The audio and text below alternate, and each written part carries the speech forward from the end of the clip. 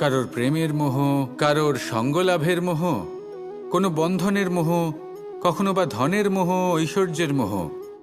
যদি আপনার মধ্যে এই মোহবোধ জাগ্রত হয়, তাহলে আপনার বিনাশ সুনিশ্চিত।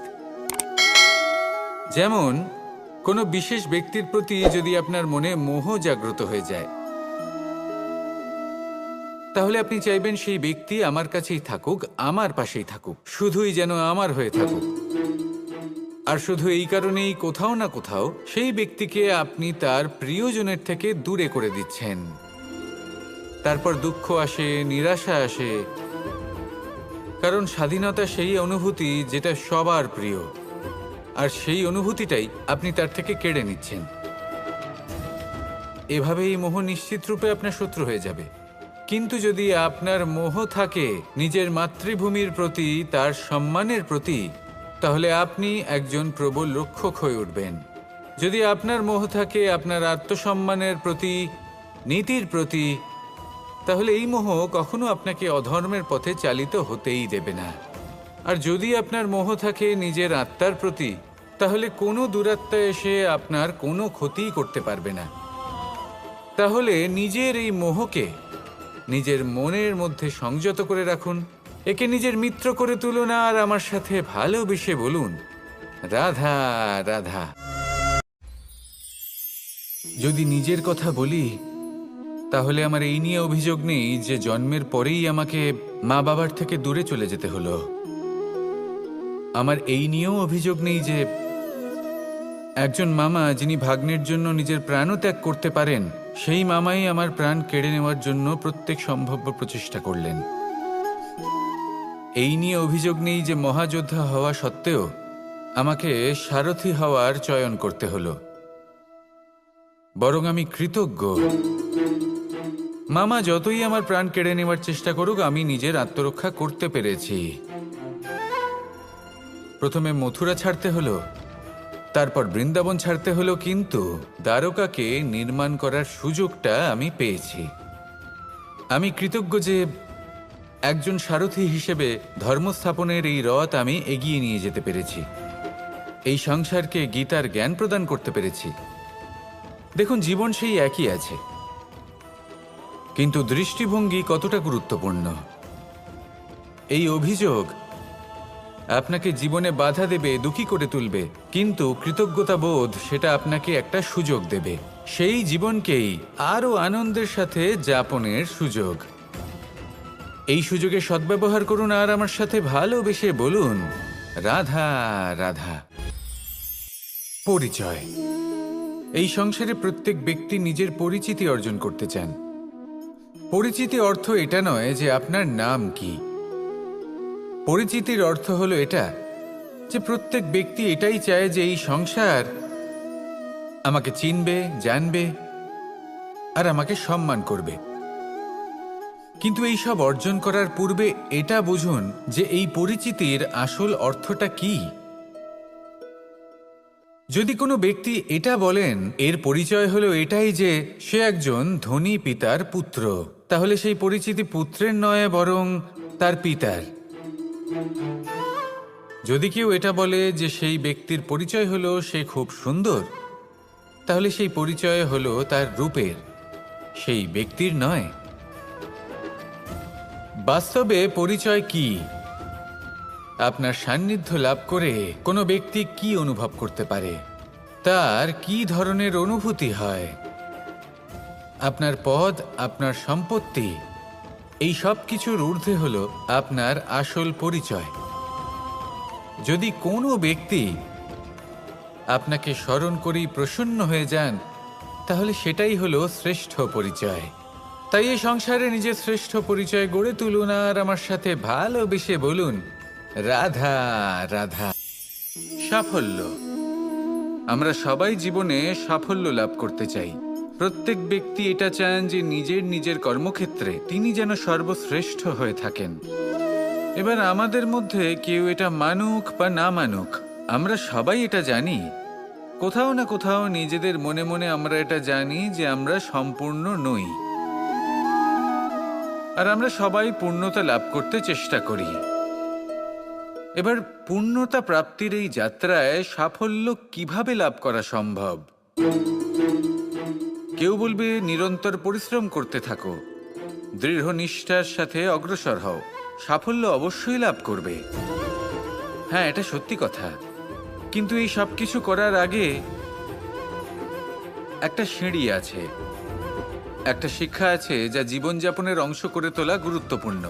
আর সেটা হলো আপনার এটা বোঝা উচিত যে আপনি ঠিক কি ভুল করেন যার জন্য আপনি সাফল্য পর্যন্ত পৌঁছতেই পারেন না। আর এটা বোঝা প্রয়োজনীয় যে কিভাবে এই ভুল শুধরে নেওয়া সম্ভব।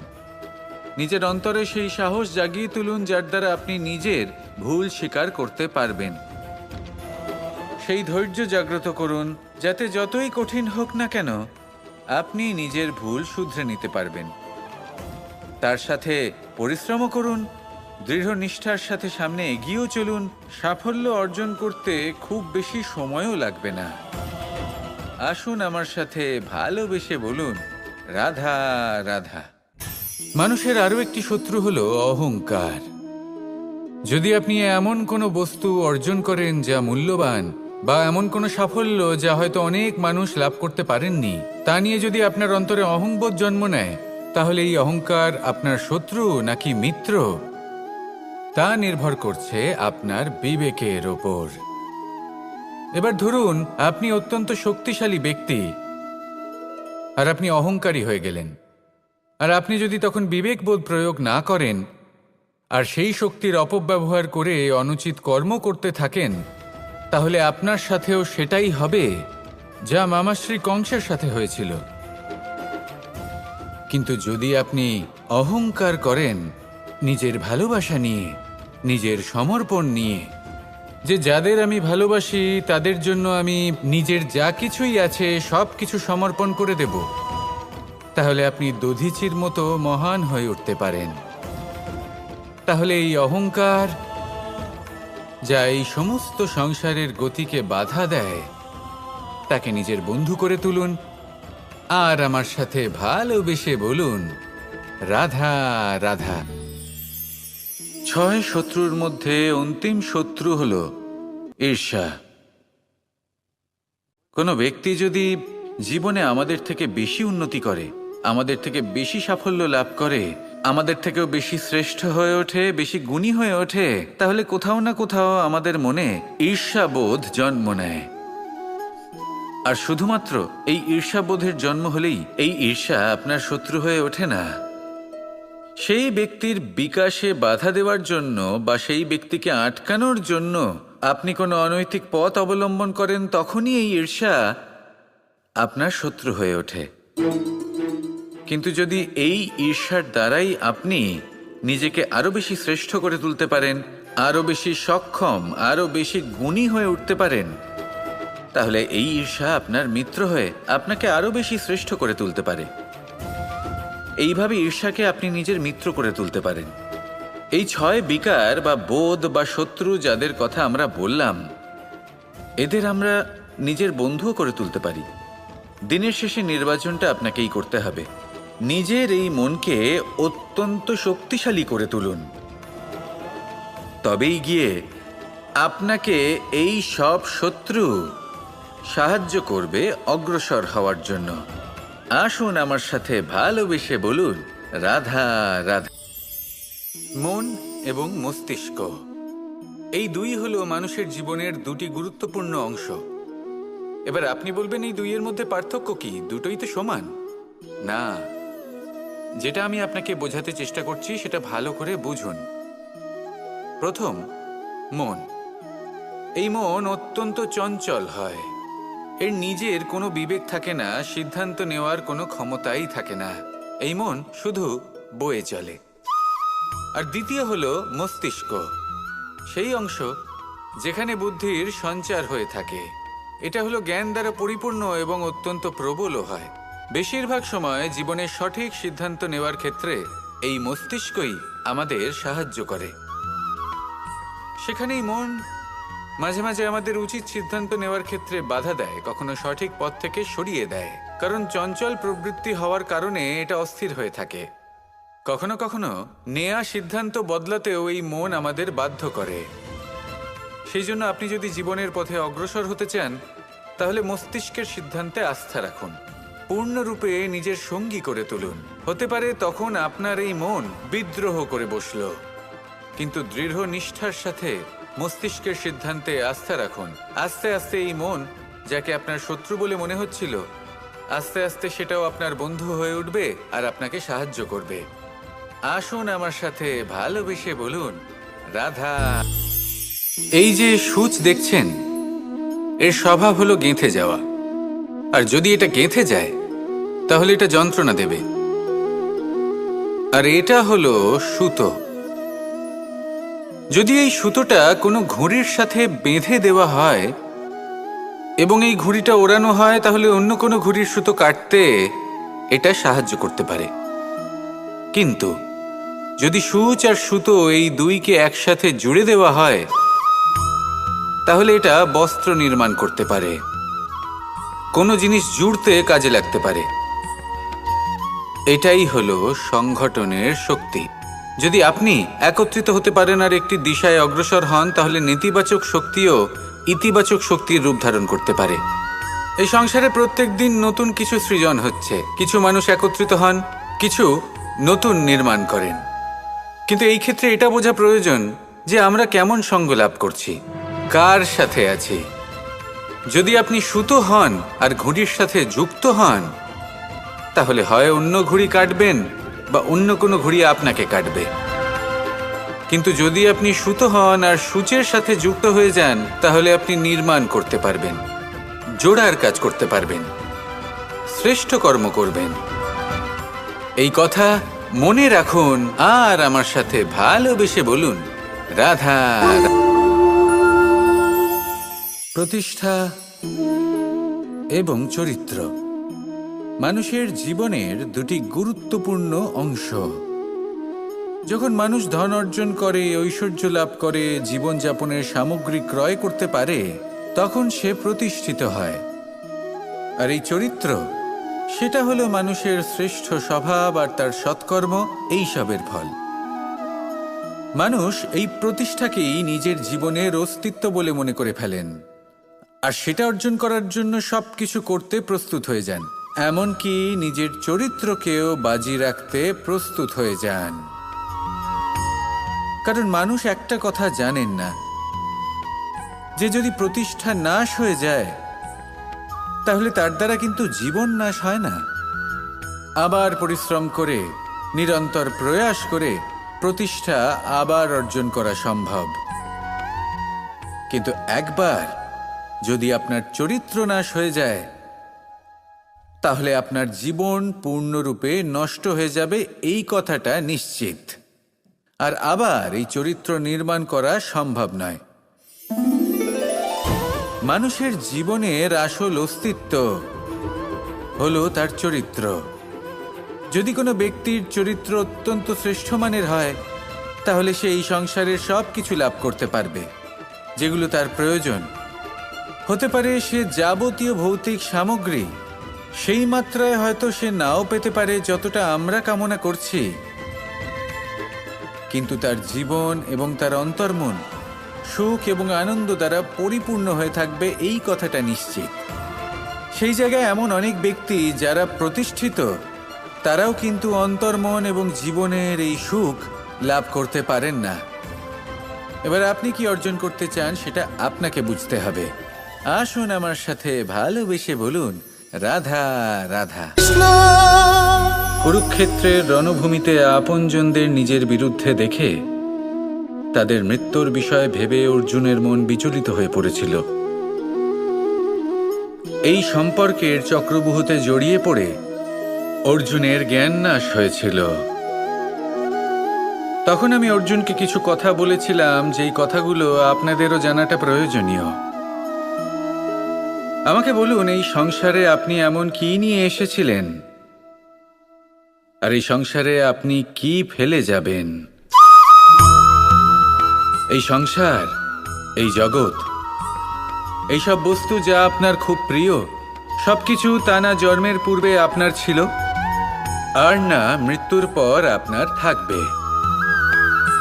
এই সংসার আমার থেকেই জন্ম নিয়েছে আর মৃত্যুর পরে আমার মধ্যেই সমাহিত হয়ে যাবে। এখানে যার জন্ম হয়েছে তার মৃত্যু এখানে সুনিশ্চিত। শুধু জন্ম আর মৃত্যুর মধ্যের এই শরীর শুধুমাত্র একটা মাধ্যম যার দ্বারা আমরা কর্ম করি, আর এই কর্মের ওপরেই শুধু আমাদের অধিকার রয়েছে। কিন্তু এই সংসারের কিছু অজ্ঞানী এই বিকারগুলোতে জড়িয়ে পড়ে ফল লাভের ওপর নিজের মনোনিবেশ করে, ফলের চিন্তা করতে থাকে। আর যদি মন মতো ফল না পায় তাহলে কুপথে চলে যায়। অন্যদিকে এমন কিছু জ্ঞানী মানুষও আছেন যারা পূর্ণরূপে নিজেকে আমার কাছে সমর্পণ করেন আর শুধু নিজের কর্ম করতে থাকেন। এই কর্ম করেই আনন্দ লাভ করেন এবং তাতেই জীবনযাপন করেন। যদি আপনিও এটা চান যে আপনার জীবনে সুখ থাকুক, শান্তি থাকুক, সম্পন্নতা থাকুক, তাহলে সৎ পথে চলুন, ঈশ্বরকে স্মরণ করুন আর নিজের কর্ম করুন। আসুন আমার সাথে ভালোবেসে বলুন, রাধা রাধা। সন্দেহ আর বিশ্বাস, এই দুই আবেগ যাদের বিশেষত্ব আছে, কিন্তু এই দুইয়েরই স্থান একই, মন। বিশ্বাস আর সন্দেহ এই দুটোই কখনো আমাদের দুঃখের কারণ হয়ে দাঁড়ায়, বিশেষ করে তখন যখন আমরা কোনো ব্যক্তির চরিত্রের আকলন উচিতভাবে করতেই পারি না। আর তাছাড়া এই কাজটা সহজ নয়। আমরা কখনো কখনো কোনো অনুচিত ব্যক্তিকে উচিত বলে ভেবে বসি, তার উপর বিশ্বাস করে ফেলি, আর ফলস্বরূপ সেই ব্যক্তি আমাদের বিশ্বাস ভঙ্গ করে বসেন আর আমাদের দুঃখের সম্মুখীন হতে হয়। ঠিক সেইভাবেই কখনো কখনো আমরা এমন কোনো ব্যক্তির উপর সন্দেহ করি যে হয়তো পূর্ণরূপে পূর্ণ নিষ্ঠা ভরে আমাদের মঙ্গল কামনাই করেছেন, এমন একজন ব্যক্তি যে সত্যি বিশ্বাসের পাত্র। আর যখন সেই ব্যক্তি এটা জানতে পারেন যে আমরা তাকে নিয়ে সন্দেহ করেছি, খুবই স্বাভাবিক তিনি দুঃখী হয়ে যান। এমন কোনো ব্যক্তিকে দুঃখ দিলে আমাদের মনও দুঃখী হয়ে যায়। তখন আমরা এটা ভাবি যে এই সংসারে আমরা কার উপর আস্থা রাখব আর কাকেই বা সন্দেহ করব। এর উত্তর হলো সময়। এই সংসারে কোনো ব্যক্তির চরিত্র যাচাই করা সবথেকে কঠিন কাজ, সেটা সময় নিয়ে করুন। কোনো ব্যক্তিকে যদি আপনি বুঝতে চান, তাকে পরখ করে দেখতে চান, তাহলে তার সাথে যতটা সম্ভব সময় অতিবাহিত করুন। এই সময় আপনার সামনে সেই ব্যক্তির এমন কিছু দিক তুলে ধরবে যার কোনোভাবে আপনি দেখতে পাবেন না। তারপর কি, সময়ের সাথে আপনি জানতে পেরে যাবেন যে এই ব্যক্তি, তার উপর বিশ্বাস করা উচিত নাকি অনুচিত। শুধু এভাবেই যাচাই করুন আর আমার সাথে ভালোবেসে বলুন, রাধা। অনেক সময় পথে চলতে গেলে এই ছোট ছোট কাঁকড় আমাদের পায়ের তলায় চাপা পড়ে যায়, কিন্তু তাও কখনো এদের অপমান করবেন না। এদের প্রারব্ধকে নিয়ে, এদের ভাগ্যকে নিয়ে, এদের আকারকে নিয়ে কখনো উপহাস করবেন না। ভাবুন, যদি কখনো ঝড় ওঠে আর এই ছোট্ট একটা কাঁকড় আপনার চোখে ঢুকে যায়, তাহলে কিন্তু সেটা আপনাকে অত্যন্ত কষ্ট দিতে পারে।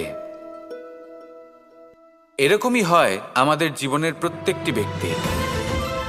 কখনো কাউকে অপমান করবেন না, সবসময় সবাইকে সম্মান করুন। যদি আপনি কাউকে অপমান করেন, যদি আপনি কাউকে ছোট অনুভব করান, হতে পারে সময় এলে পরে সেই ব্যক্তিও আপনার শত্রু হয়ে উঠবে, আপনাকে বিকট পরিস্থিতিতে ফেলতে পারে। সেই জন্য কারোর আকার দেখে তাকে সম্মান করবেন না। এই সংসারে সবাইকে সম্মান করুন, সবাইকে ভালোবাসুন, আর আসুন আমার সাথে ভালোবেসে বলুন, রাধা রাধা। এই সংসারে প্রত্যেকটি ব্যক্তির নিজস্ব বিশেষত্ব আছে, আর এই বিশেষত্ব কারোর কাছে শক্তির সমান, কারোর কাছে দুর্বলতা, তা সে মানুষই হোক বা পশু পাখিই হোক না কেন। যেমন মাছ নিজের সমগ্র জীবন জলের মধ্যেই যাপন করতে পারে, কিন্তু সে বনের মধ্যে ছুটতে পারবে না। সেখানে সিংহকে বনের রাজা বলা হয়, কিন্তু সে তার আধিপত্য জলে স্থাপন করতে পারবে না। যদি এই সিংহ মাছকে এই প্রতিস্পর্ধা জানায় যে তুমি বনের মধ্যে এসে আমার সম্মুখীন হও, তাহলে সেটা অনুচিত হবে। সেটা মাছের দুর্বলতা নিয়ে উপহাস করার মতোই হবে। এবার সংসার এটা দেখে যিনি দুর্বল তার পরিস্থিতি দেখেও হাসবে, আর আপনার মূর্খামি দেখেও উপহাসই করবে। সেই জন্য নিজের জীবনে সব সময় যদি নিজের তুলনা করতে হয়, তাহলে সেই ব্যক্তির সাথে করুন যে বল, স্থান এবং ধন এই তিন দিকে আপনার সমতুল্য, কারণ সেক্ষেত্রে দুজনেই উচিত শিক্ষা লাভ করবেন। যদি এমন কোনো ব্যক্তি থাকেন যিনি আপনার থেকে শক্তিশালী, কিন্তু তিনি আপনাকে দুঃখ দেওয়ার চেষ্টা করছেন, তাহলে এটা জেনে রাখবেন যে মানুষ কিন্তু সেই গাছেই পাথর ছুঁড়ে মারে যার ফল অত্যন্ত সুমধুর হয়ে থাকে। আর যদি আপনি বেশি শক্তিশালী হন, তাহলে অহংকার করবেন না। এটা মনে রাখবেন, অনেক বড় বড় পাথরও জলে ডুবে গিয়ে নিজের অস্তিত্ব হারিয়ে ফেলে। নিজের নিজের শক্তি সম্পর্কে সচেতন হন, সবাইকে ভালোবাসুন, সবাইকে সাহায্য করুন, আর আমার সাথে ভালোবেসে বলুন রাধা রাধা। এই সংসারে ভৌতিক বস্তুরও নিয়তি আছে। যারাই এই সংসারে আসে বা উৎপন্ন হয়, তারা কিছুমাত্র সময় পর্যন্তই এখানে থাকতে পারে, আর তারপরে সেও লুপ্ত হয়ে যায়, অর্থাৎ সে নিজেও এই পঞ্চমহাভূতে সমাহিত হয়ে যায়। আমাদের সাথেও ঠিক এটাই হয়। সেই জন্যই ঈশ্বর দ্বারা প্রদত্ত এই উপহারের বিষয়ে ভাবুন, এই জীবনের বিষয়ে ভাবুন। ঠিক যেমন বিশ্বাস ভঙ্গ হলে কোনো ব্যক্তি আমাদের কাছে অপরিচিত হয়ে যান, ঠিক সেরকমই শেষ নিঃশ্বাস ত্যাগের পর এই শরীরও আমাদের কাছে পরই হয়ে যায়। তাই এই শরীর থাকাকালীন শ্রেষ্ঠভাবে একে সদ্ব্যবহার করুন, এই জীবনে শ্রেষ্ঠ কর্ম করুন, আর এই জীবনকে শ্রেষ্ঠভাবে যাপন করার জন্য কিছু কথা বোঝা প্রয়োজনীয়। যদি আপনি কারোর প্রশংসা করেন, তাহলে পূর্ণ হৃদয় দিয়ে করুন। যদি আপনি হস্তক্ষেপ করে থাকেন, তাহলে মস্তিষ্ক দ্বারা করুন। যদি আপনি সমীক্ষা করেন, তাহলে বিবেক দ্বারা করুন। যদি আপনি ধন অর্জন করতে চান, তাহলে নীতি অনুসারে চলুন। যদি জীবনযাপন করতে চান, তাহলে রীতি মেনে করুন। আর যদি ঈশ্বরের ভজন করতে চান, তাহলে ভক্তিভাব নিয়ে করুন।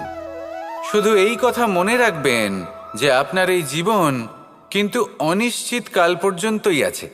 কতক্ষণ আছে সেটা কেউ জানে না। তাই কিছু মুহূর্ত যেটা যাপন করতে আমরা এখানে এসেছি, সেখানে ক্রোধ, অহংকার, ঈর্ষা, এইসব আবেগের কি গুরুত্ব বলুন তো? এগুলো ত্যাগ করুন। মানুষকে ক্ষমা করতে শিখুন, আস্তে আস্তে বিশ্বাস করতে শিখুন। এই সংসারে নিঃস্বার্থভাবে প্রেম করতে শিখুন, আর সবার মধ্যে আনন্দ বিতরণ করুন। তাই এই সব গুণ যদি আপনি আত্মসাৎ করতে পারেন, তাহলে আপনার জীবনে শুধু আনন্দ এবং আনন্দই বিরাজমান হবে। আসুন আমার সাথে ভালোবেসে বলুন রাধা রাধা। গোবর্ধন পর্বতের সাথে আমার সম্পর্ক কেমন আপনারা জানেন। অনেকদিন আগে যখন আমি ছোট ছিলাম, একদিন আমি আর বাবা গোবর্ধন পর্বতে ওঠার চেষ্টা করছিলাম। আমি ক্লান্ত হয়ে পড়লাম, আর আমি বাবাকে বললাম যে বাবা, আমাকে আর কতটা উপরে উঠতে হবে, আর ক পা যেতে হবে, আর কত উঁচুতে উঠতে হবে, আর কত সময় লাগবে। তখন বাবা হাসলেন। উনি আমার কাঁধে হাত রাখলেন আর আমাকে বললেন যে এটা আন্দাজ করতে যেও না যে আর কত সময় লাগবে, এটা মাপতে যেও না যে আর ক পা সামনে এগোতে হবে। শুধু এই যাত্রাপথের আনন্দ উপভোগ করো আর সামনে এগোতে থাকো। যদি এটা করতে পারো, তবেই নিজের লক্ষ্য লাভ করতে পারবে। এটা কিন্তু আমাদের জীবনের সাথেও ঘটে। আমরা চিন্তিত হয়ে পড়ি যে এখনো আর কতটা সামনে এগোতে হবে, আর কতটা চেষ্টা করতে হবে, কতটা পরিশ্রম করতে হবে, আর কত সময় লাগবে নিজের লক্ষ্যে পৌঁছতে। এই চিন্তা ত্যাগ করুন। নিজের দৃষ্টিভঙ্গি পাল্টান আর এটা ভাবুন যে আরো কত শ্রেষ্ঠ কর্ম করতে পারি সামনে এগোনোর জন্য, আর কত তীব্র গতিতে আমি সামনে এগোতে পারবো। সামনে অগ্রসর হওয়ার এই যে যাত্রা বড়ই সুন্দর, এটার আনন্দ উপভোগ করুন। বাবার এই শিক্ষার কারণে আমি গোবর্ধন পর্বত হাতে তুলতে পেরেছি। দিনের শেষে এটা আপনার উপর নির্ভর করছে যে নিজের পর্বতরূপী লক্ষ্যকে আপনি নিজের হাতের মুঠোয় ধরে রাখতে পারবেন নাকি নয়। আসুন আমার সাথে ভালোবেসে বলুন রাধা। জল, জলই পৃথিবীতে বেঁচে থাকার জন্য আবশ্যক তো বটেই, কিন্তু এই জল আমাদের একটা অত্যন্ত গুরুত্বপূর্ণ শিক্ষা প্রদান করে। কখনো এই জলকে দেখেছেন? যে পরিস্থিতিতেই এই জল প্রবাহিত হোক না কেন, এর উপর যা কিছুই প্রভাব থাকুক না কেন, এর পথে যতই বাধা আসুক না কেন, তার মধ্যে থেকে ও নিজের পথ ঠিক বের করে নেয়, কিন্তু নিজের প্রবাহ থামতে দেয় না, ক্রমাগত অগ্রসর হতে থাকে। সেরকমই একটা শিক্ষা যেটা আমরা জল থেকে পেয়ে থাকি তা হলো এটা, আমরা যখন জলের দিকে তাকাই তখন আমরা নিজের প্রতিবিম্ব দেখি, স্পষ্টভাবে দেখতে পাই, কিন্তু তখনই দেখতে পাই যখন এই জল শান্ত থাকে, স্থির থাকে। যদি এই জল অশান্ত হয়ে থাকে, স্থির না হয়, তাহলে আমরা এতে নিজের প্রতিবিম্ব দেখতে পাই না। এটাই আমাদের মনের সাথেও হয়ে থাকে। যখনই জীবনে কোনো সংকট আসে, যদি আমরা শান্ত মনে, স্থির মনে সিদ্ধান্ত নিই, তাহলে সেটা এমন একটা শীতল সিদ্ধান্ত হবে যেটা আমাদের ভবিষ্যৎকে একটা শ্রেষ্ঠ স্থানে নিয়ে যাবে।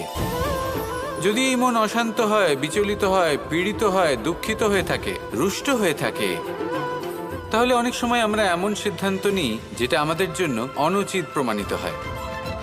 যখন আপনি ক্রুদ্ধ ছিলেন বা দুঃখের বশে ছিলেন, তখন অনেক সময় হয়তো এমন সিদ্ধান্ত নিয়েছেন যেটার জন্য ভবিষ্যতে আপনি অনুশোচনা করেছেন।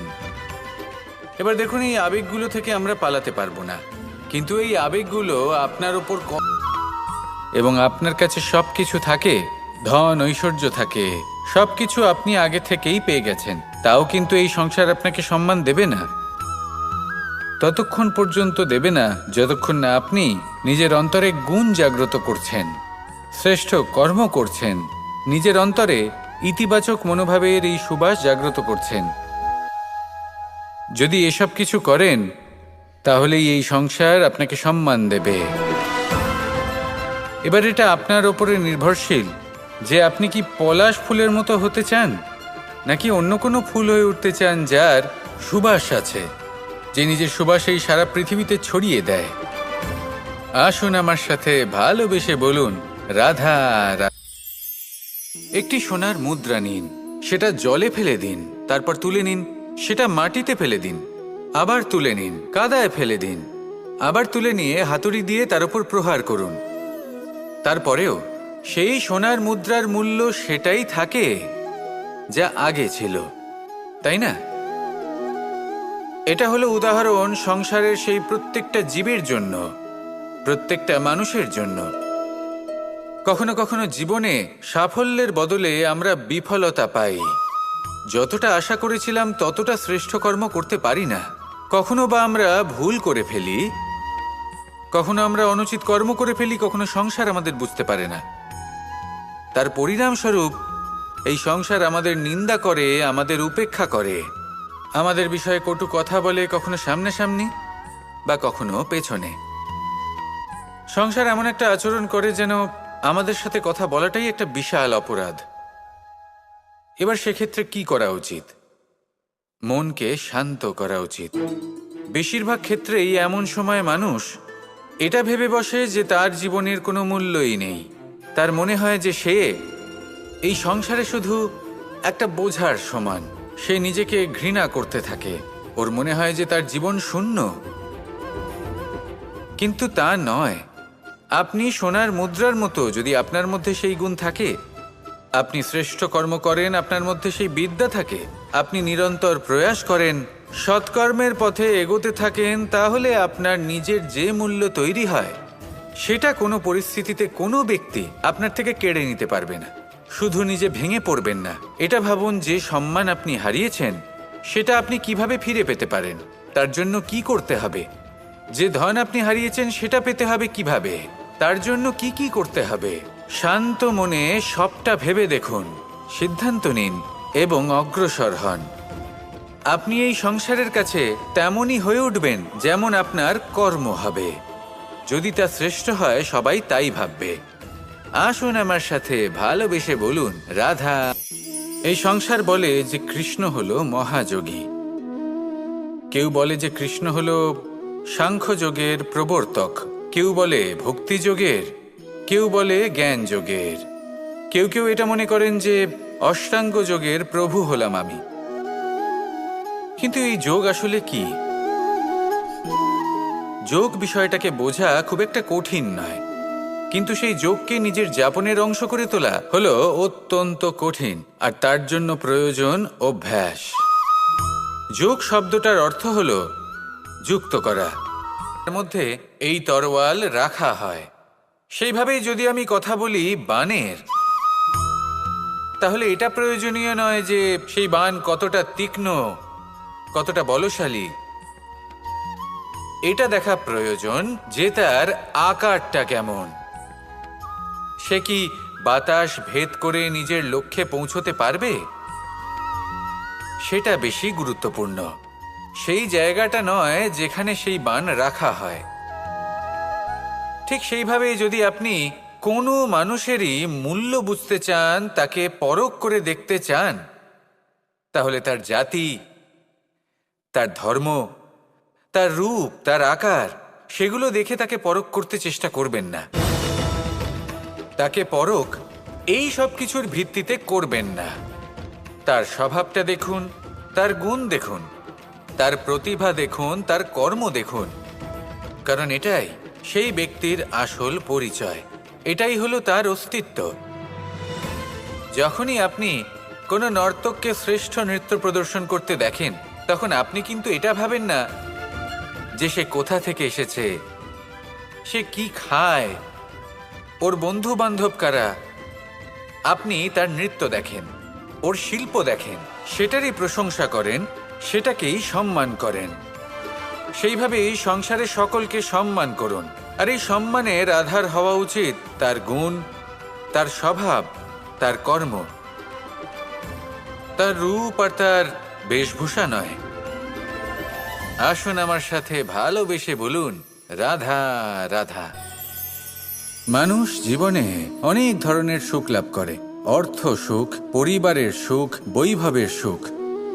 কিন্তু এমন একটা সুখ আছে যা বেশিরভাগ মানুষকে প্রভাবিত করে, কিন্তু সেই সুখ তাদের কোনো প্রয়োজনই নেই। সেটা হলো পরনিন্দা সুখ, অর্থাৎ এমন কোনো ব্যক্তিকে নিয়ে নিন্দা করা, তার প্রতি অনুচিত শব্দ প্রয়োগ করা, কারণ সেই ব্যক্তিকে আপনি পছন্দ করেন না। আর এমন অনেক মানুষ আছেন যারা এই কাজ করে খুব আনন্দ লাভ করেন, যেটা করা উচিত নয়, কারণ এতে আপনার সময়, আপনার ঊর্জা, আপনার নিজের অন্তরের ইতিবাচক শক্তি আপনি নষ্ট করে ফেলছেন। আর এই সব কিছুই আপনার প্রয়োজন আছে। যাদেরকে আপনার পছন্দ নয় সেই ব্যক্তির বিষয়ে কথাই বলবেন না। সেই সব ব্যক্তির দিকে মনোনিবেশ করুন যাদের আপনি ভালোবাসেন, সেই সব কাজে মন দিন যেগুলো আপনার ভালো লাগে, সেই বস্তুর দিকে নজর দিন যেগুলো আপনার প্রিয়, নিজের লক্ষ্যের দিকে, এই সব কিছুর দিকে নয়। এমনটা করলে আপনার জীবনে আপনি সেই সব বস্তুর দিকে নজর দিতে পারবেন যারা প্রকৃত অর্থে আপনার জীবন আরও শ্রেষ্ঠ করে তোলে। এমনটাই করুন, জীবন আরও অনেক বেশি সুন্দর হয়ে উঠবে, আর তখন এই মন প্রসন্ন হয়ে বলবে রাধা রাধা। আজ আমরা মানুষের আরও একটি শত্রুর বিষয়ে কথা বলবো, যার নাম হলো লোভ। যে কোনো বস্তুকে অত্যাধিক লাভ করার যে বাসনা, যতটা লাভ করেছি ততটা যথেষ্ট নয়, আমার আরও চাই, আরও চাই, একেই বলে লোভ। এবার এই লোভ আপনার জীবনে শুভ না অশুভ, আপনার মিত্র নাকি আপনার শত্রু, সেটাও নির্ভর করছে আপনার ওপর। যেমন ধরুন কোনো ব্যক্তির অসম্ভব ধনের লোভ, সে সেটা অর্জন করছে আর সেটা সংগ্রহ করছে। আর সেটা লাভ করার জন্য সে অনৈতিক কাজ করছে। যদি এই সব হতে থাকে, পরিবর্তন এটা হলো সৃষ্টির অমূল্য নিয়ম। এই সংসারে সবকিছু সময়ান্তরে পরিবর্তিত হয়, এই সময়ও পরিবর্তিত হয়। পরিবর্তন চিরকাল হয়ে এসেছে আর চিরকাল হতে থাকবে। কিন্তু এবার আমরা সেই পরিবর্তন কিভাবে লাভ করব, যেটা আমাদের প্রয়োজন, যেটা আমরা চাই। আমরা জীবনে বিকাশ চাই। এই বিকাশ কিভাবে লাভ করতে পারি? এই প্রকৃতি কিন্তু আমাদের অত্যন্ত উত্তম উদাহরণ দিয়ে বুঝিয়েছে। একটি বিন্দুর উদাহরণ দিয়েছে, যা ভবিষ্যতে একটা বিশাল নদীর আকার ধারণ করে। এটা কিভাবে হয়? মেঘ থেকে একটি বিন্দু ঝরে পড়ে সেই পর্বতের ওপর যেখানে হিম আছে। সেই হিমের সংস্পর্শে আসা মাত্র সেই বিন্দুর সাথে আরও বেশ কিছু বিন্দু যুক্ত হয়। তারপর তারা অগ্রসর হয়, আরও কিছু বিন্দু যুক্ত হয়, আস্তে আস্তে একটা ক্ষীণ ধারার রূপ ধারণ করে। এবং সেটাই ভবিষ্যতে আরও এগোতে থাকে। অনেকটা যাওয়ার পর যখন অনেক সংখ্যক বিন্দু একসাথে যুক্ত হয়, তখন সেটা বিশাল নদীর আকার ধারণ করে। এবার আমরা মানুষ বলে আমাদের সাথে এই নিয়মের অন্যথা হয় তা নয়। আমরাও এই প্রকৃতির অংশ। আমাদের ক্ষেত্রেও একই নিয়ম প্রযোজ্য। যখন পরিশ্রম করে অনেক সংখ্যক বিন্দু আমরা একত্রিত করব, তখনই পরিবর্তনের নদী প্রবাহিত হবে। প্রয়োজন হলো নিরন্তর পরিশ্রম করা এবং ধৈর্য ধরা। এটা করতে থাকুন, জীবনে সব কিছু লাভ করতে পারবেন। কারণ প্রকৃতি আমাদের এটাই শিখিয়েছে। আর আমরা এই ব্রহ্মরই একটি অংশ, যার দ্বারা এই ব্রহ্মাণ্ড নির্মিত। আসুন আমার সাথে ভালো। তাহলে সেই পরিচিতির কি হবে? সেই নামের কি হবে? সেই সব কিছু যে আমি অর্জন করেছি তার কি হবে? সে ভয়ভীত হয়ে পড়ে, আর এই ভয়ের কারণে তার বিকাশ কোথাও না কোথাও অবরুদ্ধ হয়। সে শ্রেষ্ঠ কর্ম করা বন্ধ করে দেয় এবং শুধুই সুরক্ষিত থাকতে চেষ্টা করে। আর অসফল হলে তাতে ভয় পাওয়ার কোনো প্রয়োজন নেই। কারণ যখন আপনি সফল হন, তখন এই সাফল্য আপনার পরিচয় এই সংসারের সাথে করায়। কিন্তু যখন আপনি অসফল হয়ে থাকেন, তখন এই অসফলতা এই সংসারের পরিচয় আপনার সাথে করায়, যা অত্যন্ত আবশ্যক। অসফলতা প্রত্যেকের জীবনেই আসবে, তার সম্মুখীন হন আর তার থেকে শিক্ষা লাভ করুন। কারণ যখনই আপনি অসফল হন, তখনই আপনার জ্ঞান চক্ষু উন্মুক্ত হয়। আসুন আমার সাথে ভালোবেসে বলুন,